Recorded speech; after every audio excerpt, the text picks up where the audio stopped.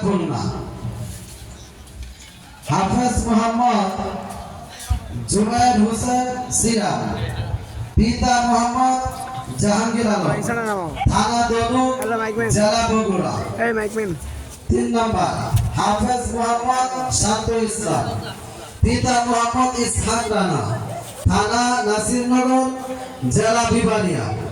4 নম্বর হাফেজ মোহাম্মদ মনিরুল ইসলাম, পিতা মোহাম্মদ তাজুল ইসলাম, থানা আগাটা, জেলা গাইবান্ধা।